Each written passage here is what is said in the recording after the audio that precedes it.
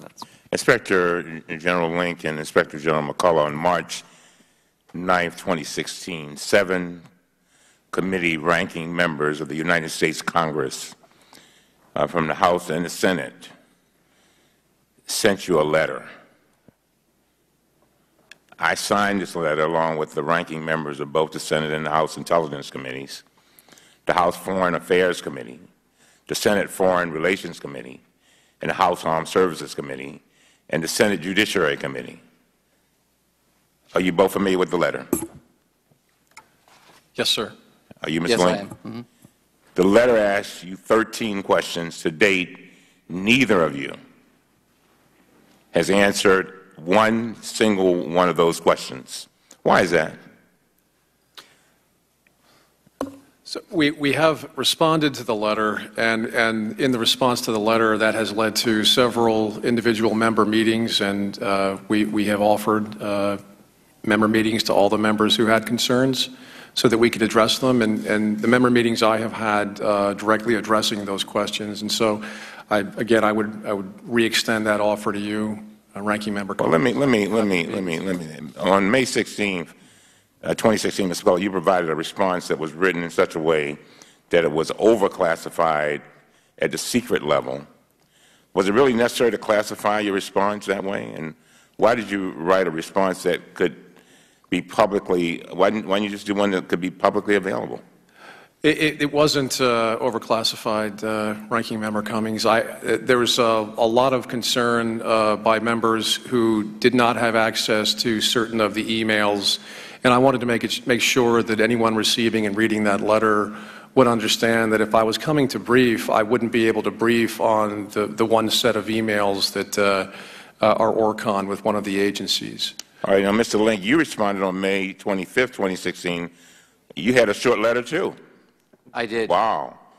Like Mr. McCullough's letter, it failed to answer any of the specific questions from the ranking members. You both received follow-up letters again posing the same 13 questions. Neither of you responded to those letters. And so I guess your answer is the same. You all talk to each other about how you all are going to coordinate not responding to members of Congress, ranking members at that? Well, the underlying issue in those letters was accusing our office of bias, and I think we responded in our letter that we conduct ourselves with the highest integrity, and I can vouch for my staff. We are obviously focused on where the facts lead. We're independent, and we've worked very competently on our reports. And I think our recent report, the evaluation on records preservation and cybersecurity, speaks for itself.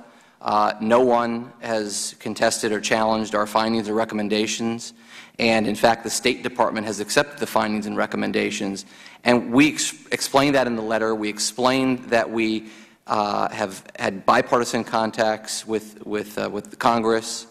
So well, let me ask you some questions because I'm running out of time.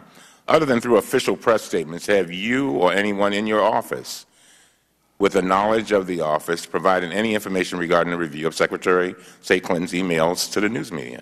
Well, we, like every other IG office, have a press office, and when we get press inquiries, we respond to them. We respond to them appropriately. We would never, so the answer we would is never release. Well, of course, just like every other IG office, if someone asks about our findings or is misinterpreting, what we're doing, we'll respond to it. But we've never released any confidential information or have been inappropriate. Okay. Have you or your offices given any information, written or oral, regarding the review to Republican congressional members or staff that your offices have not made available simultaneously to the Democratic congressional members of staff? No. We're bipartisan. Always. We've been bipartisan, bicameral at every step with our congressional notifications. I believe there was a blip on one occasion. It was unintentional, where one side, and I think there was a briefing where the members or the staffers had requested the other side not be there. We briefed one side and then offered the exact same briefing to the other. But otherwise, we've made every attempt to be bipartisan and bicameral with all of our reporting and all of our briefings. We've done a number of briefings. The letter said, and I quote this same letter that we sent you, it says, last week a potential whistleblower in the office of the State Department Inspector General publicly accused the office of having an anti-Clinton bias. What are the policies and procedures for employees of your offices to report concerns regarding ongoing investigations, including concerns of bias within your offices? Mr. Ling. Well, if there are any issues about conflicts of interest, we would, I mean, as a matter of course, we would take action if there was an issue. But let me just say that I've been, prior to my having become an IG for the last 6 years, I was a career prosecutor for 16 years. And the principles of integrity and honesty are of utmost importance to me and to my work.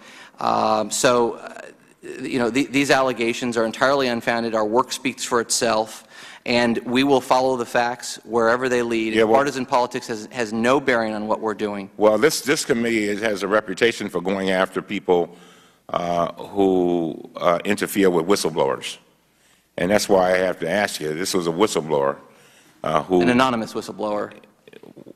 Well, he publicly accused the office. It was anonymous. We have no idea who or what, but these are unfounded allegations. This was before our report was issued. I think our report speaks for itself. Let me ask you this. Did you have a response to that, Mr. McCullough? I would echo. And do it briefly, because I got one more question. I would echo IG Lennox's response. Tell me something. What happens when you all disagree on things that should be classified? One of the things that bothers me about this whole thing is this retroactive classification. I mean, people on this committee may have committed a crime. I'm just telling you, by releasing things that were later retroactively classified. I mean, how do we deal with that? What can we do to try to clear that up? And what happens when you all disagree with each other? So in terms of when our departments or when we disagree as IGs? Yeah, I mean, yeah, when you disagree as IGs. In other words, your departments say one of your departments say there's something that should be classified. The other one says it doesn't deserve that kind of classification. I mean, what happens then? Is there an arbitrator or whatever? Well, because this stuff leads to crimes, as you well know. Well, we don't make classification determinations. Well, what can we do to help with that?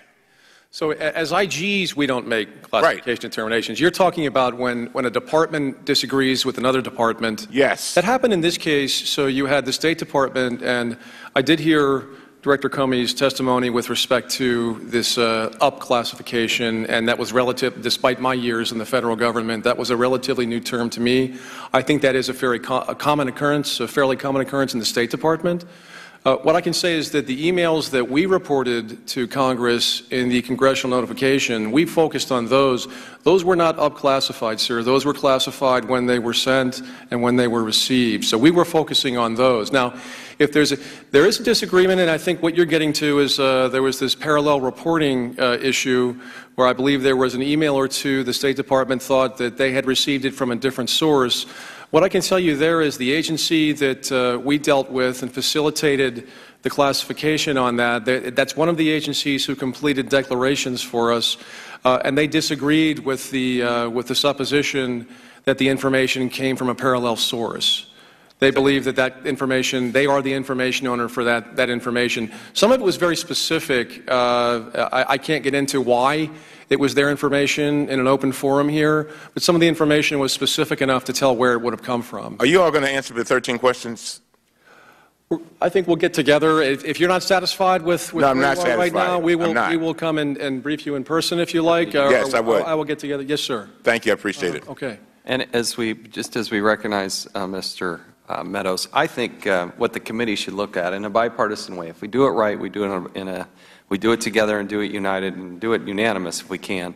I am very intrigued by what Senator Patrick Moynihan did about 20 years ago, because in a bipartisan way they issued a report about classification, and it was done so, and basically the synopsis was everything's overclassified, and if everything's classified, then nothing's classified. And I do agree and concur with the gentleman from Maryland here, that my friend, that the consistency, the human error, the problems that this creates with the mass amount of data and information and the millions of people that have classified clearance it does create a problem. And I think a bipartisan commission, something similar to what Senator Moynihan spearheaded 20 years ago or so, is something that we should look at. That's a good idea, Mr. I'd ask unanimous consent to enter into the record the two Inspector General reports that are under discussion today without objection, so ordered. We'll now recognize